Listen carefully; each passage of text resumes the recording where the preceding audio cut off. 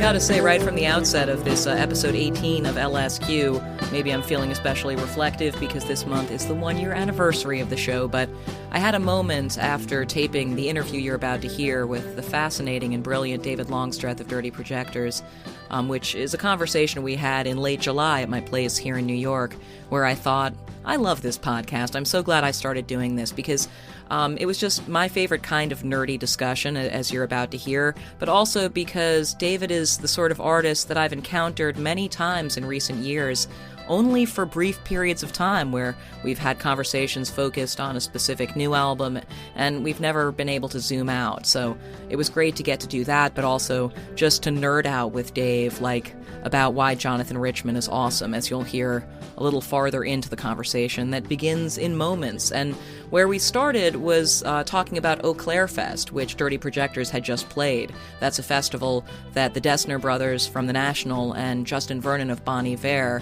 have been putting on for a few years now, and which I do really hope to attend next time. And Dirty Projectors, by the way, are on tour right now if you're listening when this episode has just come out. They're on the road supporting their excellent new album, Lamp Lit Prose. And so, yeah, try and get out and see one of those dates if there's still time.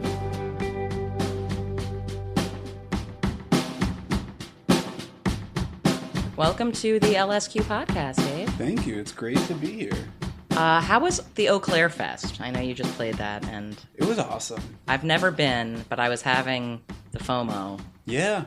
Is it as sort of like kind of an idyllic a vibe as the collaboration vibe as it seems to be? I think so. Yeah. I mean, I would have to say that the FOMO was probably warranted. Shit. And you should go next year. It was really an amazing time. I wish I could have been there for the whole run of it. I was really just there for my day, and then I had to get back to LA. It was at the tail end of our larger tour. But to play it was really, really cool. I played in this weird kind of gazebo in the woods. And it was literally just, the audience was scattered among the trees and sometimes climbing in the trees. And it was just when have you ever played a show like this? When has there been an audience like this?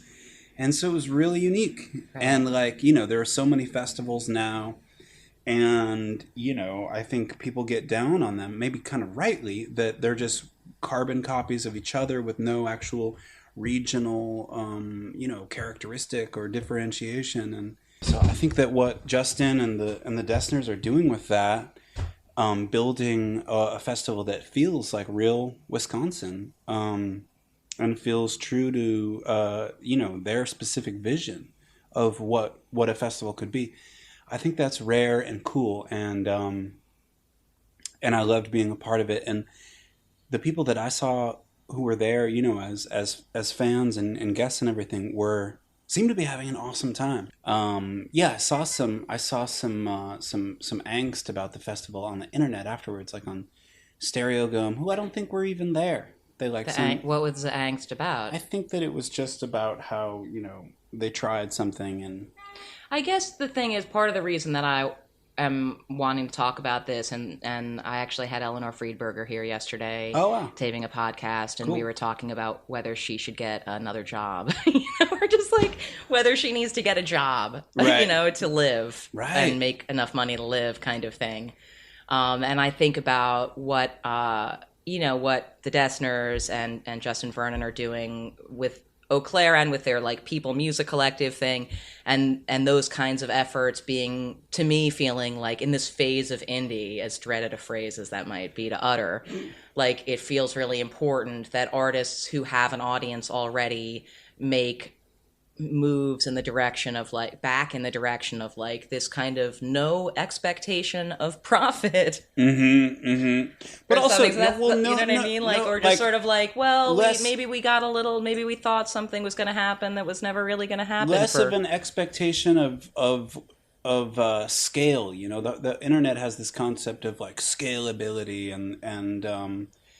and people with the way I think the metrics of the internet work, we really are conditioned to feel that the biggest shit is the best shit. And vice versa. Yeah. Right. And to be big is to be important and is to be the best. And like, I think it's exciting that we're back in an era where, like, you know, you might think twice about that. That might give you pause, and you might be like, oh, maybe the cool shit is the stuff that, you know, has less glare on it, you know? Right. And maybe it's going to be a little bit harder to understand what's going on at first. But if I invest more time in it, I get more out of it as a cultural product or whatever. I think that's cool. I feel more comfortable actually in this era of it. Than when? I don't, you know, than when I lived in New York. Yeah. Well, you know, we're gonna go back and talk about, you know, some of all of the things leading up to you putting out music as Dirty Projectors that like you and I haven't really ever had a chance to talk about in terms of your music and stuff. But you know, I remember first hearing about Dirty Projectors when you were playing shows with Vampire Weekend, you know, a bunch of times, right? Early on. Right. And seeing Dirty Projectors and thinking like, this is cool. This is weirder than Vampire Weekend, and I'm stoked that this is what they're presenting when all eyes are on them at this moment is like something weirder than them instead of something, well, I don't know. You know what I mean? Mm-hmm. But then obviously we've lived through an era when stuff as unconventional as Dirty Projectors was able to get to a place commercially that maybe it was never what you had in mind or never was something would have been a waste of time to even think about. Right. And then once you're there, yes, did you like that? And, you know, once Dirty Projectors had reached its biggest point, what did that feel like for you?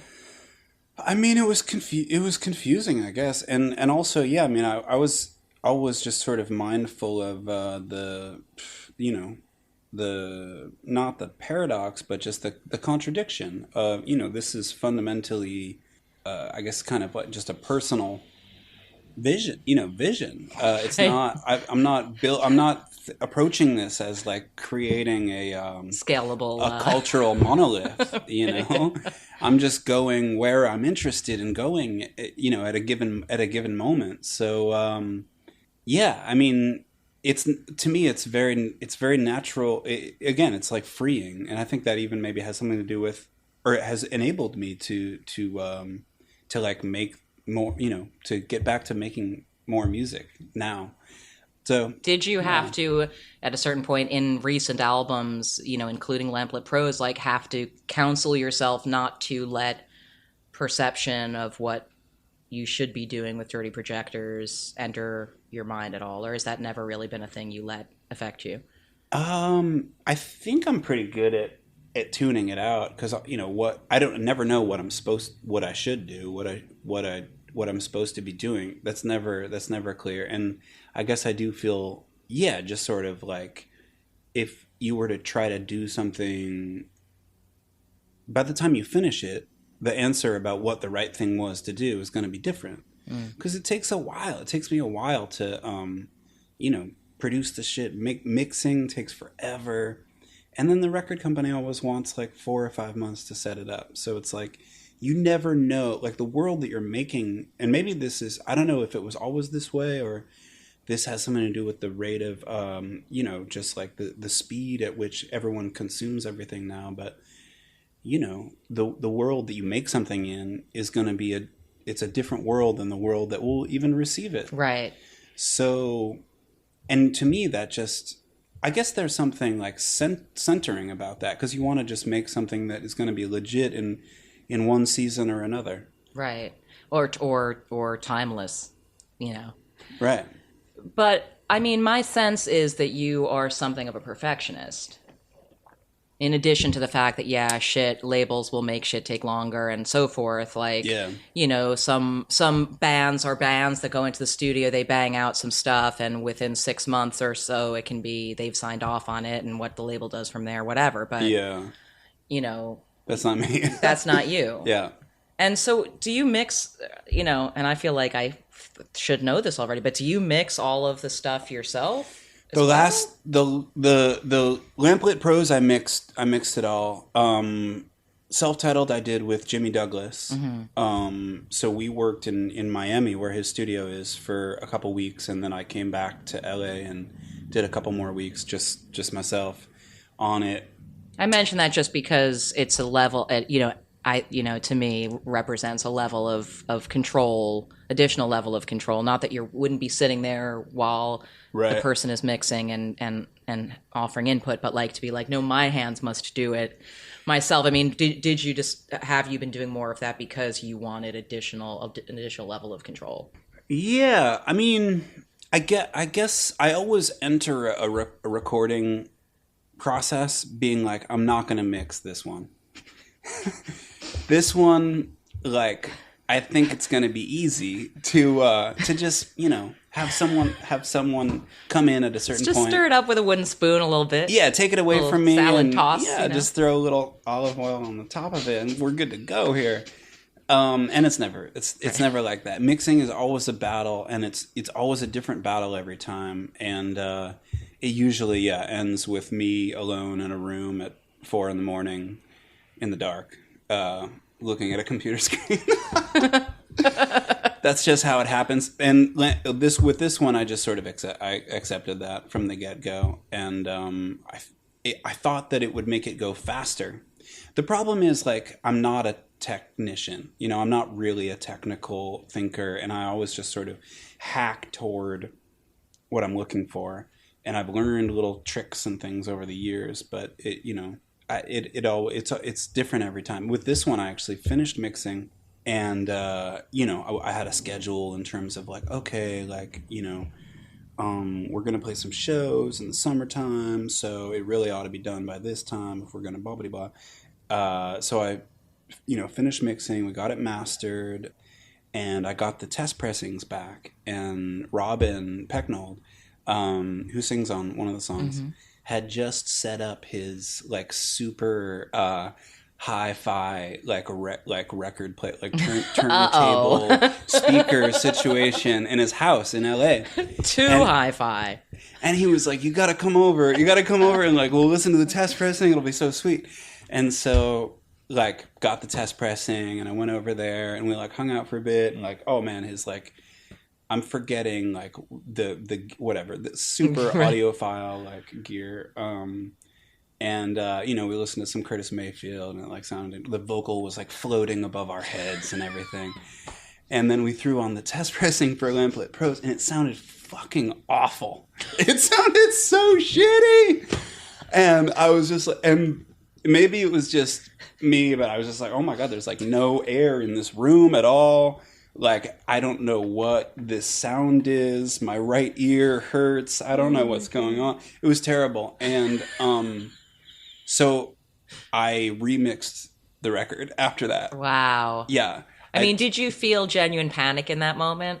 Like, did you feel a visceral reaction to like, oh God? Panic, self-loathing, a sense of, the futility of all is striving after wind. Oh my God. Yeah. Absolutely. No, I feel anxious just thinking about it, honestly, because I can imagine, I mean, that test pressing, that's a big spin. That's a big spin for an artist. It has to be done at that point. And also, well, and I'm guessing you have a thing. You get this is several times into. Of course, David gets the test pressing, picks a good moment, and plays to listen to it to not freak yourself out, right? Right. And so to have it freak you out that much, I guess I would say listening right after some like Curtis Mayfield, it's almost like but that should sound as good. Fuck, you know what you're doing. You can want make it a record to? sound great. Yeah. No, but wait, to finish the story. So I took it back, and I mixed it for 2 more weeks. And yeah, Domino like let me do that. I don't think we even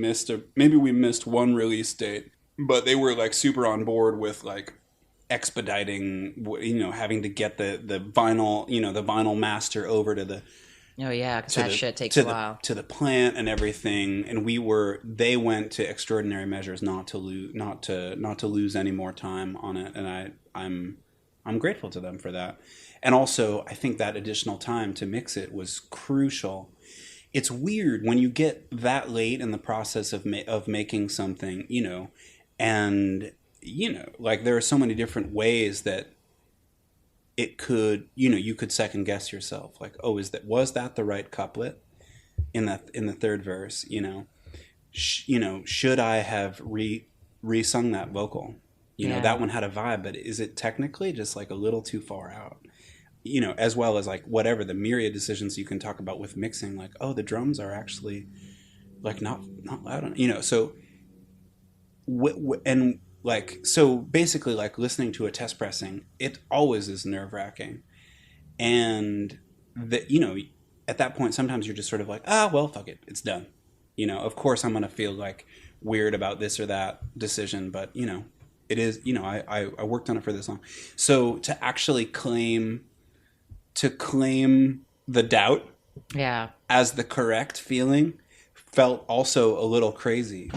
But I'm really glad that I did. And the time that I took to address that stuff, I think is totally worth it. I love the way it sounds now. Sounds awesome. Thank you. And I guess all that's just to say, mixing is always a battle, and you never know where the scrimmage will be. Right. But I mean, I guess to an extent it must be that you actually just, you just really like putting yourself in that position of the pressure that you put on yourself to attend to every aspect of it. I mean, you must really, love it if you, you don't, you know what I mean?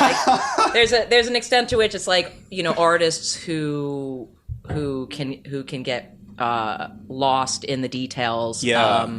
Where it's just like, oh yeah, I can see how if that's the most fun thing that you ever do is like making a record that you would never want it to end. And so you would look for ways for it to never be done or something. Right. Well, that's a whole other kind of side of it. No, it's true. Yeah. I love writing music. I love arranging things, and I do love recording. I love the process, and I love some aspect of the duration of it, like, you get better with time, or this time you do it gives you an idea about how to do it next time. I love all that stuff. The area, the little kind of window into that 11th hour or that 13th hour that we're talking about right now is pure hell. Right. It sucks. Yeah. Yeah. But I don't know why we started there, but anyway. Okay. Yeah. But what was the first experience you had making music that, kind of sparked the feeling you're looking for now when you're doing it and you feel like it's going well and this is why I do this shit kind of thing? What was the first? Yeah, what was the first? Yeah, I guess for me, recording and songwriting have always been wrapped up with each other and also have just been the process. There was never a point when I was like playing music but not writing songs, and I guess I started playing music in order to write songs. And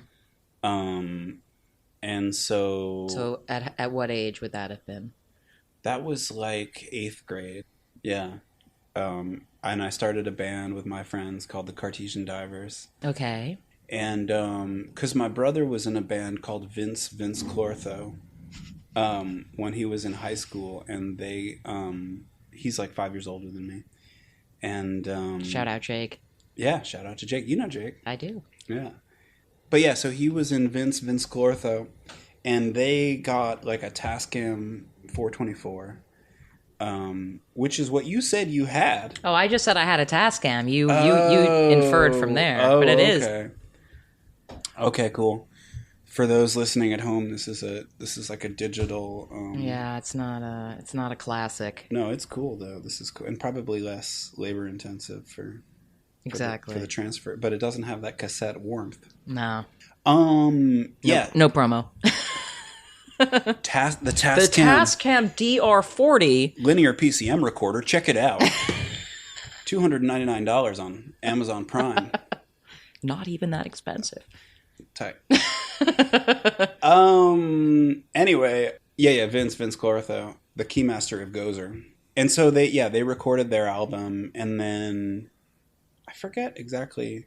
I guess he went off to college and he left the 4-track there, and so I sort of took it over, and so like we recorded an album in 8th grade. And you played guitar and sang?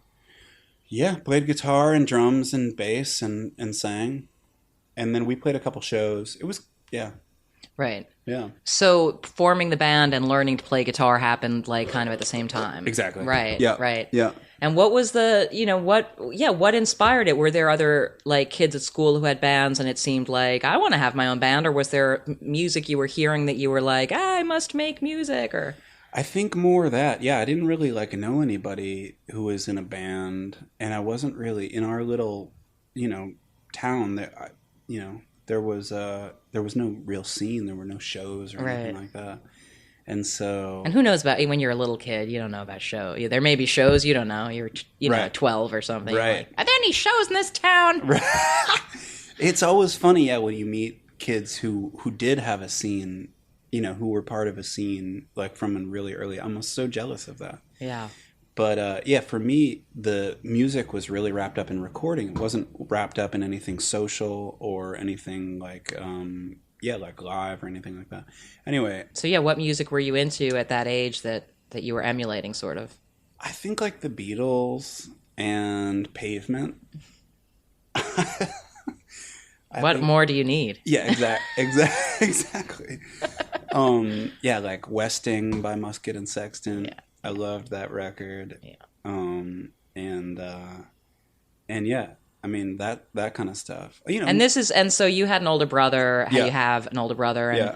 and I'm guessing that he made you aware of Pavement and that course. sort of thing, right? Yeah. Right. Yeah. And I understand that the story goes that early on in making music at college that recording with your brother was sort of like a key moment in pushing you forward into doing that some more. I mean, I know you and your brother are like pals and hang out in LA and stuff like that, so you're obviously friends as well. But I mean, Yeah. do you regard him as being an important huge. I mean, person whose input has been very formative in your musical development? Hugely. I mean, he's the reason that I do this for Wow. sure. Yeah, I think that if not for him and his example and his sort of taste when we were that age, and that I was just sort of matching or imprinted on me, I don't know if I'd be doing this. Maybe I'd be doing something else. So it's his fault. For sure. But we had a band too. We had a band called the American People. Okay. And we made like weird 4-track albums and stuff as well. And so yeah, you were starting to say earlier about the back recording process. I mean, when you were just working with a 4-track, Yep. were you immediately intrigued about that aspect of making a record? Hugely. I mean, I loved about the Beatles recordings that, they have this psychological character that's an aspect of not only the arrangement itself, but the way the arrangement is captured, the engineering of it and everything. And to that, people now that I'm older and I learn more or whatever, it's like people talk about how those stereo mixes were unsupervised, very early primitive stereo mixes. The Beatles preferred the mono versions or something. I don't even know if that's Right. true. But even that, for me was like really important and really interesting. The just the collage like character of stuffing a whole drum set just into the left speaker or something like that. And what that did to the feeling of the part and everything. So yeah, I was really, really obsessed with. Would you try to figure out weird, just MacGyver type ways of recording things based on how little you knew then to Exactly. well, what kind of shit would you do to record things to make them sound interesting? Well, I mean, there's this book that I've talked about before called Revolution in the Head, by Ian MacDonald. Okay. That is, it goes through like every single Beatles song in the order that they were written or that they were recorded. And for me, that was like a Bible. Oh yeah, because that's like epistemological at that point, because you get to see exactly the building of what they learned for that time. They put this microphone in a jar of water, and then they know whether to do that again.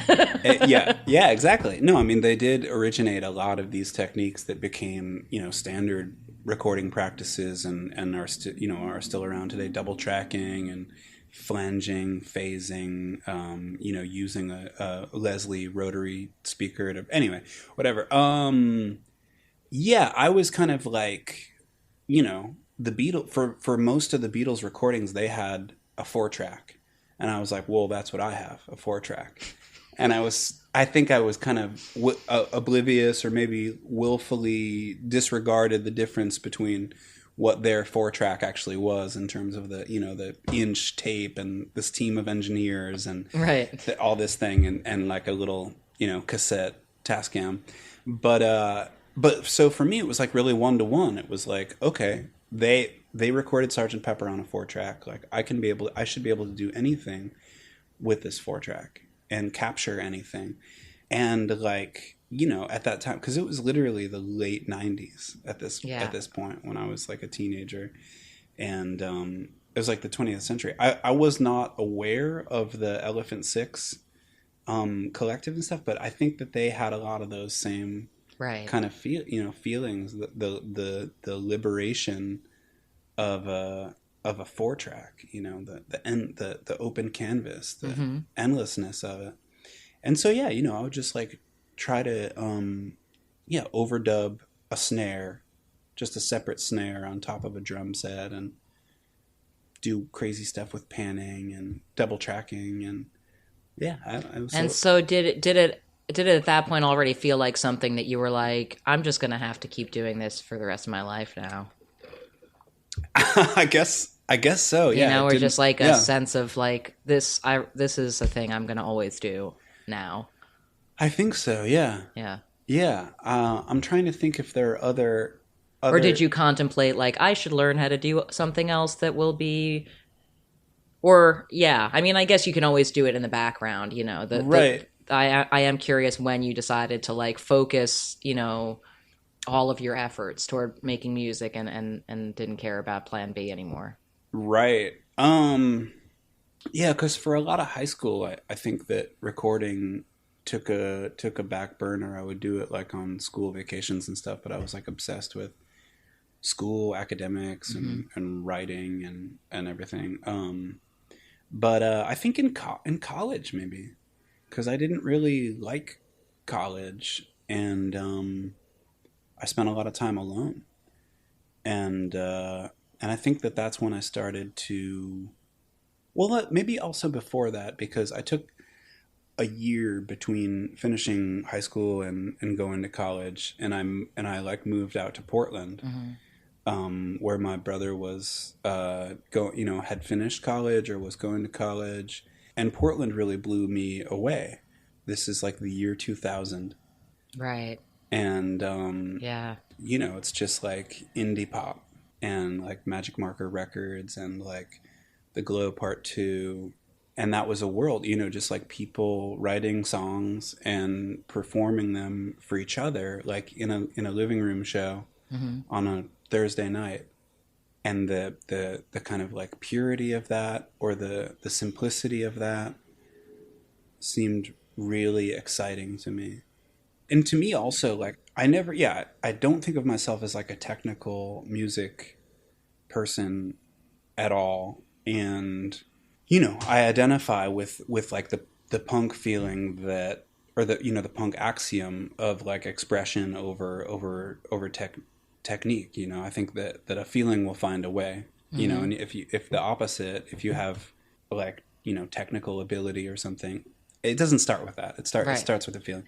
But I kept on just being curious about music. Like, how do you get that effect? You know, what is that instrument? A Hammond organ, like what is a B3? You know, what is that style of string writing? Like, what is that? Right. This kind of thing. And so I ended up like studying a lot of music in meaning like after this trip to Portland. No, like before, like in high school. Oh, in high school, okay. And so but like to think about like the I mean, this is such a funny, and I guess in its way like teenage thought, but you know, you think about these like salons in the 19th century that like where like Chopin would like premiere his like music in a living room, you know, and people just hanging out. And I saw a parallel there with what things were like in Portland. Yeah. You know, just people having an idea and making it happen on a small scale. and it's an idea that's for the community that they live in a very local way. And not unlike Eau Claire. Exactly. We're bringing it back. No, it's true. And actually, that's what's more exciting again about now, is this idea of a community. And so, yeah, I think that was pretty. That sort of put you re-sparked your interest in it as being something that like, no, okay, don't sideline this. I can make music a priority, and that's the kind of world I could put it in. Yes. Yeah. Exactly. Yeah. Your music, Dirty Projectors music, has often been described as like experimental rock band Dirty Projectors, which doesn't seem quite right to me. I mean, all recording is experimental, I guess, to an extent. Right. But obviously there are some unconventional and challenging. I think challenging is the way I like to think of a lot of the music that I like, I guess. It's just that, well, it's not obvious, and so therefore it's a little more difficult to penetrate or wrap your head around or figure out what it's doing or what it's trying to do or what it's doing to you. But that's not really experimental in nature. But I would say that, obviously there are a lot of different influences besides the Beatles and Pavement at play in the music that you're making. Pretty much just Beatles and Pavement. And so I wonder, when you were starting to record and starting to find the sound of Dirty Projectors, what are some of the artists or albums you kind of looked to for positive reinforcement that, like, no, this is a good guiding light for making difficult music? Right. Yeah, no, that's true. I haven't really thought about that, like experimental. Like, where did that come from? When did people start saying that? And what did they mean at first, If it's like some sort of vestigial term that like doesn't really address like what, the whatever is at hand, kind of like indie, like what does that mean? What did it first address? Experimental. Yeah. It's so crazy. I mean, the only thing I can think of is like almost like things like in early industrial music, where like, Einstürzen and Neubauten or something, where you're like, we built a metal cage and we're going to see what sounds it makes and we're going to bang on it. Like, that seems like kind of experimental. Right. We've set out certain parameters and we will record the way they interact with one another. And no matter what, we're releasing it. Right. But yeah, no, I think it's sort of, in response to the second half of the question, like, who were the touchstones, and like maybe it's like when, like what's the lineage, or what made you delve into sort of more challenging ways of executing your songs? I think that it was I don't know. I think like an early thing in Portland, it was just the community around, that I knew, like Kyle Field's music, and the music of Chris Adolph, the Love Letter Band. Did you ever hear them? He lives even now in Denver. And he and I did some tours together, like really early on, and I think a lot of that music is, they call it like twee. It emphasizes, for me, it's all about, like that feeling of like playing in a living room, and you're there with, 12 people and 3 other people there. Is Jonathan Richman twee? Oh man, I'm so glad you brought him up, because he played in New York like a couple months ago. Because here's the thing, and here's maybe why I'm stumbling with your question. Like, I don't know if I really I never properly like had. I don't know like that I don't know a lot about like the New York like no wave right. and all of this stuff. I don't know a lot of those things. I don't really care about, and, right. like, that kind of things. But okay, so, and I never really had a Modern Lovers phase, but I ended up getting somewhat dragged to this Jonathan Richman show at the Kitchen, like maybe it was 6 months ago or something like that. And it blew me away. It was like the best show I've ever seen. I seriously think it was the best show I've ever seen. And he's amazing. And it was just him with a nylon string acoustic and his drummer. Tommy. Tommy the drummer. Yeah, and just like singing and dancing and playing and telling stories. Singing in different languages. And... Yeah. Yeah, and I was just oh my God. It was so amazing. And it's like, and it's also like seeing the original thing of something that I was, like that I was inhabiting, like something that came out of that, right. And I recognized that at that Jonathan Richman show. And also, what a beautiful voice, and the lyrics are so great. Oh yeah. And it was just so moving and like I don't know, this is a hokey word maybe, but like humanist. Right. You came away feeling good to be a human and invested in the arc of human civilization on Earth. Hopeful about it. Yeah. And wow, that was an amazing show. So have you been listening to more of his music since then, or looking for the songs he played and stuff? Where do I start? Where do I? Well, I Jonathan is like great, and I'm gonna just send you some. Wow. But yeah, I mean, is that twee? Like, I guess I feel like the term twee has come back. I mean, this is a tangent and a half, but I feel like the term twee has started to be used again a lot more to describe things that, like, my concept of twee is much more twee than that. Like, like stuff in the 90s on like, K Records kind of things that are just very very floaty, and even like Belle and Sebastian, I get that's like that's what twee is. Because twee as a pejorative, it means like precious. Yeah. Right? Exactly. And overly kind of like supercilious or something. I think it's the fact that it's too cutesy. Right. It's too cutesy. Or like, if to say that it's ballless is a pejorative. Balls. Yeah. Yeah. It has no bottom end in a way. I was like, is that what people mean by twee now? Is just that there's no base? Because I don't know what you're talking about, the resurgence of it. Like, who is that? Who do they...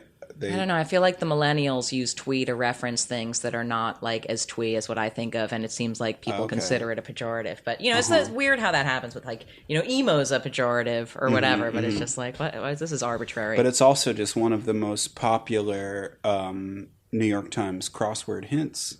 So. I mean, it's an interesting segue because one of the things I did want to ask you about is, I think that people think of Dirty Projectors as, even though everything you've said about not being like a technical dude, as being music that is where all of the parts are well appointed in a way that, I guess, if there are diametric opposites, is the opposite of emo or something, or is the opposite of something that's based on formal. On pure, exactly. It's formal versus visceral or something like that. But I wonder, when you're, especially in the earliest phases of working on a song, to what extent making music is like pure emotional outlet for you. And I know obviously the self-titled album, the album before this one, was like an album that had a lot of heavy thoughts on it that seemed like the kind of thing that you were like, I just want to put these songs out. Let's get those out, because these songs had to exist for me as a person, But it's not as clear elsewhere in the Dirty Projectors catalog which songs are songs that felt like you had an emotional need to make them. So I wonder, does making music in a way that you can feel serve like an emotional need for you? Definitely. Yeah, I mean, it's nothing if it's not coming from feeling and going toward feeling. Do you feel like you learn things about how you're feeling by writing songs? Yeah. Sometimes I'm unaware until it shows up in a song, right. Or I realize it after the recording is done. Oh, that's embarrassing. But, there's a lot of layers to things, and I think some aspect of the form, the formalism or something you're talking about comes from me just making sure that it speaks, it's articulate, and maybe I'm just thinking about this because this is what you opened with, and it's an exciting idea to me, but just like, maybe that's less important. Maybe being coherent is a little bit less important now if the community is smaller. You can shorthand things. I don't know. Because now that this thing is out, it's like, what's next for me? So I feel like what yeah, I don't know. But obviously now you have the opportunity to apply your making music to other projects. Right. I know. I mean, we're gonna get into territory that I don't really, I don't know the answers for. So Right. I'm about to get real, even less articulate. Right. Than I I've mean, I been. guess I'm just curious if there's a But, general category of well, like scoring films. no, Or, no. I you mean, know. yeah. So like, I guess that's what I was gonna say. It's like part of, I think what it's been about for me is taking things from all these different fields and all these like disparate media and genres and stuff, and imagining that it all lives together. You know, the scored music inhabits the same world as this, you know, sequenced beat, and you know, this choral singing also absolutely belongs on top of this. So it's really putting everything together, as opposed to having a more orderly sense of like, well, I do scored music. I have a project in which I sing and play the guitar. I write choral music as well. You know, it's sort of all one for me, in a way that sometimes feels over, you know, sometimes I am like, whoa, is this just compressed to this density that's just actually not even coherent, like, at all? Sometimes I feel that way. Nonetheless, it feels, I don't know, anticlimactic to be like, oh yeah, I'm gonna do this scored music for my friend's film now. I don't know. But it's what you're saying, though, what you're saying before about like maybe it doesn't have to be as coherent nowadays, and you don't have to figure out what the next phase is, and if it's smaller scale, then whatever. I just think that, like, you know, it's interesting to notice artists reach a place where they realize that everything they're doing is indeed a piece of the same thing, and that they don't have to I'll try and be more commercial when I write for other artists, and I'll try and whatever. That is just, if you're lucky enough to get to be a working artist, that you've gotten here by doing what comes naturally to you, and that maybe trying to formalize what it is too much is just like losing sight of what you have already, you know, which is just that, like, audiences that are open to whatever the fuck you do next, even if it's whatever it combines or something.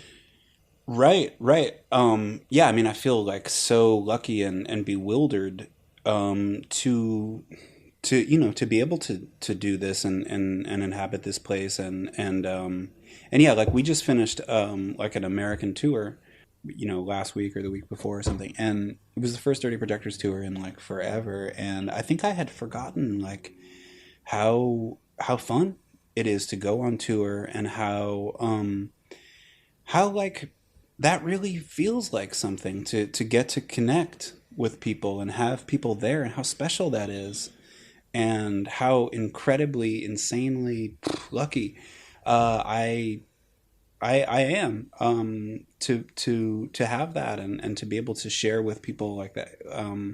It was really, really special. It really turned me around. So really, however this album was going to be received, I was just sort of like, that tour was it for me. It was really an amazing experience.